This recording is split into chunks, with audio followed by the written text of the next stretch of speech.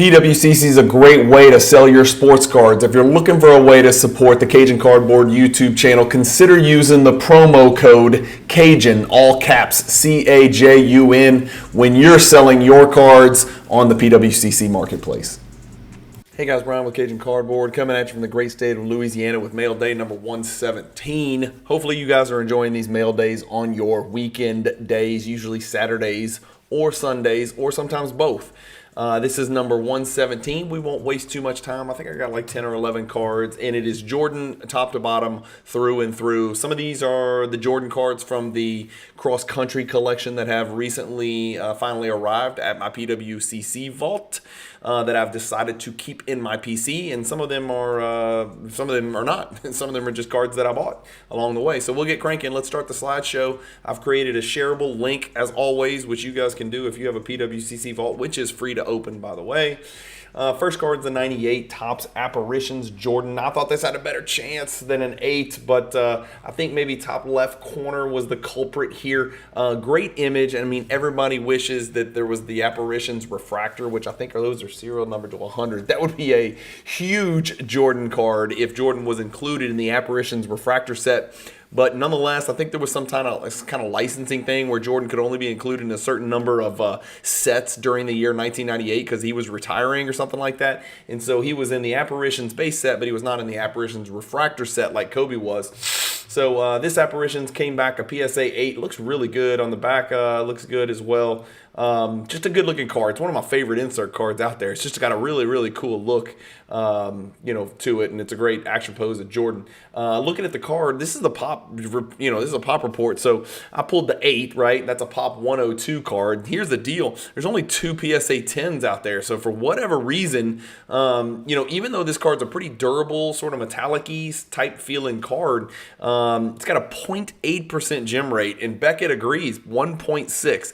Those are minuscule gem rates. So 2 Beckett gems, 2 PSA 10s. That's it. I might have to just settle for a PSA 9 of this card one day because pulling one of those 10s or BGS 9.5s does not seem very likely. Even SGC's graded the damn thing 35 times, and they've never given a gem mint grade. They've got a 0% gem rate. So just a really tough card to find, but not, a super difficult, not a super expensive card.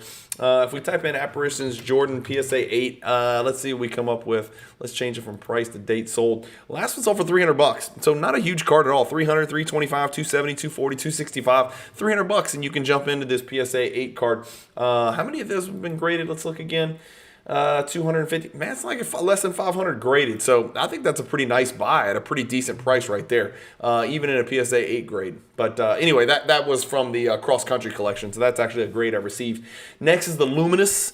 There's the Luminous, the Luminescent, and the Illuminator. The Luminous is the base version in the T9B. That's what this is. It came back a PSA 8. No surprise there. Just a very difficult card to grade. Top right corner, you can see it's got a little bit of whitening. I'm sure some of these others have a little bit of whitening. This is one of those cards where I had to make a decision. Like normally when I submit my cards to PSA, I put them in a penny sleeve, and then I slide them into the semi-rigid holder. I don't know if everybody else does it that way. That's the way I do it. This is a card I had to not use a penny sleeve because it was going to damage these intricate, pointy edges and jagged, extensions of the card. I couldn't get it in the damn penny sleeve. And so what I ended up doing was just putting the card in the semi-rigid directly. And I don't know if that had something to do with why I graded an 8 or not, but look closely at the back of this card. See this like electrical ghost image of Jordan on the back? I've never noticed that. That's a really cool, this is just a really, really cool card, y'all. I like the T9B better than the T1B. And I didn't have much respect for these cards going into the acquisition of this cross-country collection. If you don't know what I'm talking about with that, go check out the playlist on my channel and you'll learn more. It's an ongoing project I'm working through on my channel called the cross-country collection. But this was one of those constituent cards from that collection. I didn't have a huge appreciation for the triumvirates, the T1Bs or the T9Bs and the various parallels of each. But I do after holding these things in hand. These are just freaking awesome looking cards. So PSA 8, par for the course there. Another par for the course, which I thought would grade better. This is lenticular. It's very sturdy. The corners were very sharp and rigid. There was no dull edges or corners. I thought this card looked better than an 8. If you zoom in here on PWCC. Their images, again, are so next level. You can see a little bit of edge wear along the right side. If you were holding this card in your hand, you would not see that. I'm telling you, you would not, because I did not. And so I was expecting a little bit better, but in hindsight, I guess looking at it, maybe that's what it is. Sometimes this card comes and you'll see it and it's significantly darker red. This one's a vibrant, bright red. It's the 1996 Thrill Seekers. There was 2 years of Thrill Seekers, 96 and 97. This is my Thrill Seeker family, and if you look closely, like this is, as you can see, this is like a darker red, it looks like to me on my 9.5 copy. I always like to let you guys know sort of where cards fit into my collection and what direction my collection's heading. And I have a high end and a low end Michael Jordan collection, two parallel collections moving along at the same time. And so I actually did not realize this. I have two PSA 8 Thrill Seekers.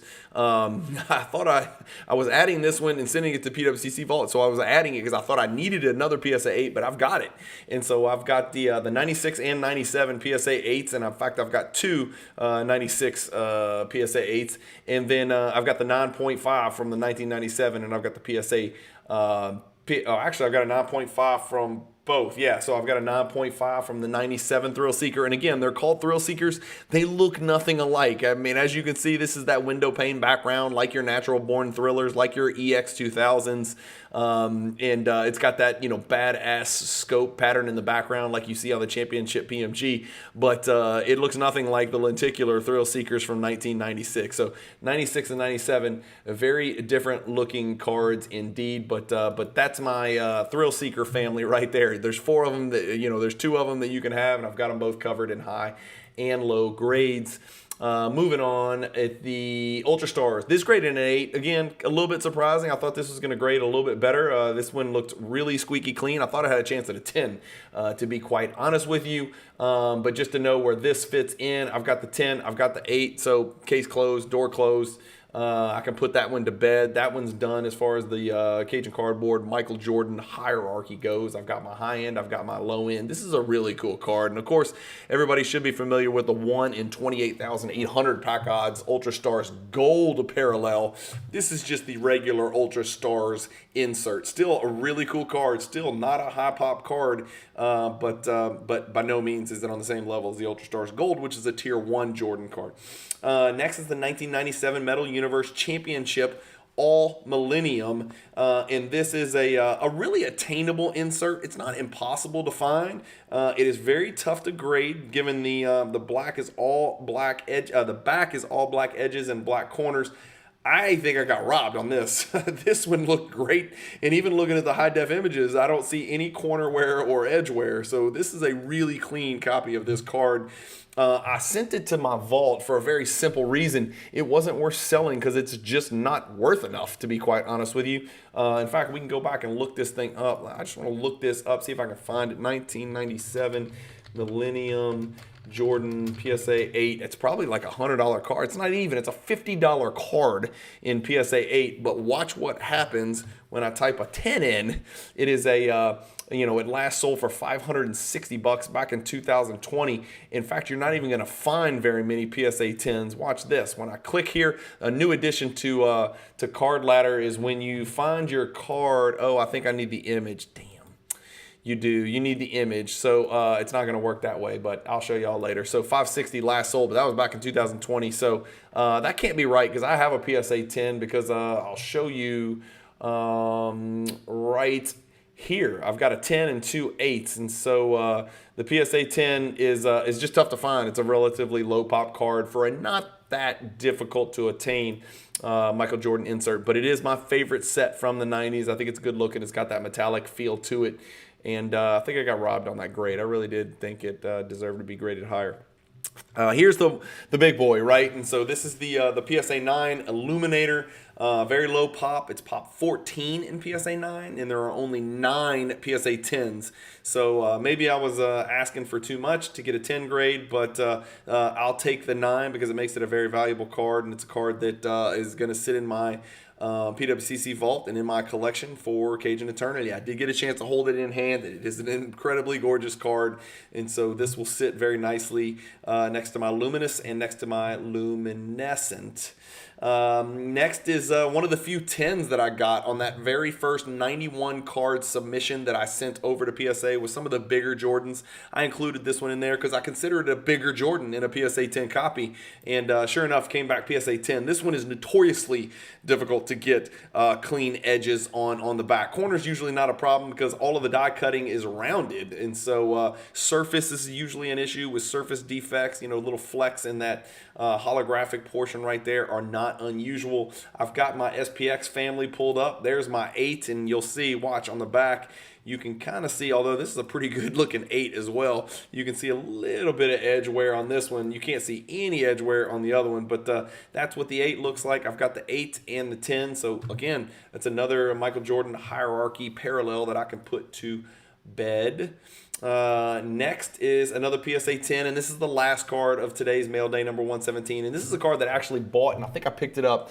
I think I picked it up in the PWCC Weekly. In fact, I'm almost, oh, by the way, here's the SPX Gold. There's a lot more of those out there than I realized. They've got a pretty good gem rate. With Beckett, it grades 33% gem. That's 1 out of 3 in my book, even in Louisiana. That's pretty good.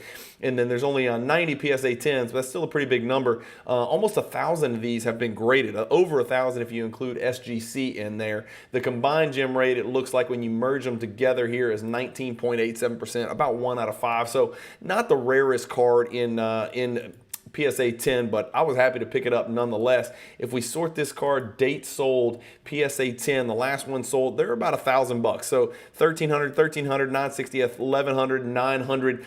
So about $1,000 for that card. So I was real happy with that PSA 10 grade. And then the last card is the 2002 base chrome refractor when Jordan was on the Wizards. Mo Pete from Flint, Michigan, and a Michigan State alumni and a Raptor is trying to contest the shot. But of course, we know how Jordan's fadeaway works. You can try to contest all you want. You ain't getting there. But this is what the 2002 Topps Chrome Refractor looks like. Even in old age, Jordan couldn't be contested on those. Here's my Topps Chrome Refractor family. There is one missing. I think it's one missing. I might be wrong. And again, there's whites and blacks and golds. I get all that. But as far as just the pure refractors go, I think I'm missing the move and only the move. I'm not sure about that. I would have to check to see if there's another insert refractor. But I think that's all of them. So I've got the Coast to Coast. I've got the Fast and Furious. I've got the Zone Busters. I need to add the Move refractor on here as well. And this is 2002 and 2001. These are basically his Wizards base refractors, you know, the normal refractors, not the white, black, or gold, but just the Wizards normal refractors in PSA 10. And this card's a little tougher than you would think. It's got a doable gem rate, but refractors are pretty damn rare in 2002 Topps Chrome, and I'm learning that because there's only been about 300 Jordans graded, and out of those 300 graded, there is only 48 gems. It's a 15.81% combined gem rate between PSA and BGS, and if we go look at the value of this one, it's going to be a bitch to figure out because it's card number 10. So when you type in PSA 10, I guess I could do this. I think this is how you do it on Card Ladder. Let me see. Does that change anything? Yeah, so that'll only pull up your actual PSA 10 graded cards. And you can see, I think this was mine, 1620. I think I picked this one up. Yeah, that's probably my purchase. So 1620 is what I paid. If you go try to find the last one, here it is, 1705. So, and then the one before that, 2000, almost 1 penny shy of 2000. So I liked my price point at 1620. If you look at the insert refractors, they're significantly lower, less than half. So 510, 690, these are the coast to coast, another coast to coast, 780. So the insert refractors are always coming in at 3 figures. This base refractor is always coming in at 4 figures. And mine's like damn near the cheapest one in a really, really, really long time. So I liked my price point of 1620. But that does it, guys. That's the end of it. Just to recap, here we go. We've got our list. The Apparitions 8, the Luminous 8, the Thrill Seekers 8, which I accidentally picked up a second copy. I'll probably move that into a PWCC Weekly auction at some point. And by the way, this is a couple months off, but I think PWCC starting to do these like auctions for specific collectors. I think they're going to do a Cajun cardboard. Don't hold me to this, but we were discussing a Cajun cardboard collecting Jordan on a budget filter on a future auction, and I think we're shooting for around February. So you'll see, and I'll talk it up a little bit more because I want to sell my cards for as much as I can. So, but I'll let you guys know because I want to fill y'all's Jordan collection with Jordans as well. So I'll let you know when that happens. But there should be a Cajun Cardboard budget Jordan filter on an actual PWCC weekly auction where you can look at just my cards, which I thought was pretty cool, right? So that will be in February, and you'll probably see this Thrill Seekers PSA 8 in there. It's just a way to remind people that you don't have to collect Jordan PSA 10s. You don't have to collect Tier 1 Jordans. There's a way that you can collect Michael Jordan basketball cards at a very, very reasonable budget. And so I think that's going to be kind of the gist behind the marketing and in that Cajun Cardboard budget Jordan filter in a future PWCC weekly auction. So stay tuned for that. That's down the road. We got the Ultra Stars PSA 8 to go with my 10, so I'm complete there. We got the Metal Universe 8 to go with my 10. Maybe I'll sell one of these PSA 8s in that Jordan budget. I don't need to. I don't need to hoard PSA 8 all millennium, so I'll make that one available in that future weekly auction in February as well. The 1997 Illuminator got a 9, which I was really excited about that grade. It really was. A 10, I knew it was pie in the sky. 10 makes it a $20,000 card. Wouldn't that have been nice? Gee, yeah. But 9 makes it in somewhere in the, I think the 4,000 to 5,000 range, and I think that's a card that's got a lot of upside long term from an investment perspective because they're just so damn rare. The pack odds are 5-figure pack odds. It's over 10,000 pack odds. The 96 SPX Gold shocked the world when I got that back as a PSA 10. Even though we saw the gem rates not ridiculous.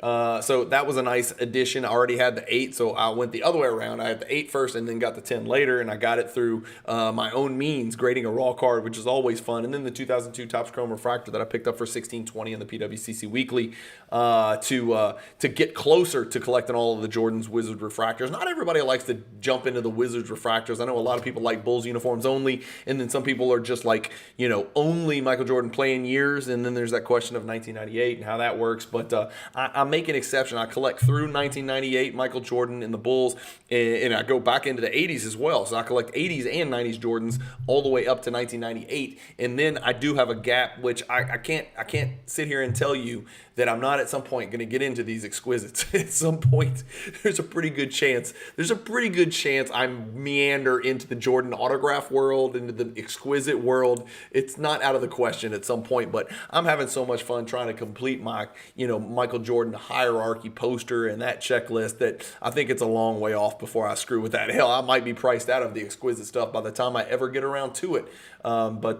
Anyway, so yeah, I do make an exception anyway for the 2 Wizards years because I like the look of those cards, and I was pulling those cards out of packs. I was still collecting cards in 2001, 2002 before my, decade-long, pilgrimage, or, I stepped away from the game, right, from 2004 until about 2015, 16 when I got back in, and then I've been going obviously super crazy, heavy, intense, and addicted since then until you're watching this video today, and there's no end in sight. I love it. I'm having so much fun. I've never had this much fun in the hobby.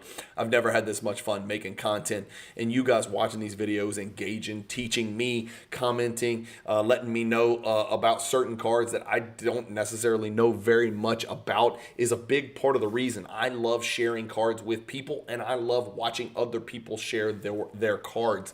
And so and that is what gave rise to the Cajun Cardboard YouTube channel in the first place. So if you like it, consider hitting the PayPal button and shooting some money over to support the channel. Again, I don't take YouTube money, so you will never see ads in any of my videos. And I do have an affiliate partnership with PWCC Fanatics and with homage.com. So if you'd like to support the channel in one of those ways, just check out my YouTube description. I'm not going to bore you with it, but the easiest way is just to hit the PayPal donation link. And again, it's all completely voluntary. There's no obligation. I'm not going to Patreon. I'm not starting a subscription only deal anytime in the near future that I know of, unless something changes. So that's kind of my way of staying afloat with the channel, with the expenses, and with the time that I put in to put these videos together.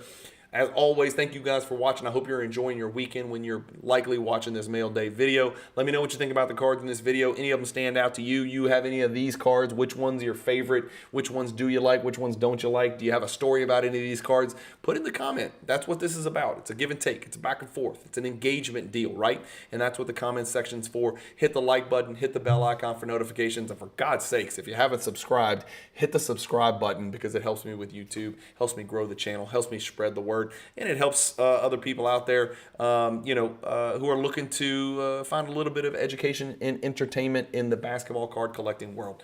Thank you guys for watching. Keep collecting. Stay positive in the hobby. Peace.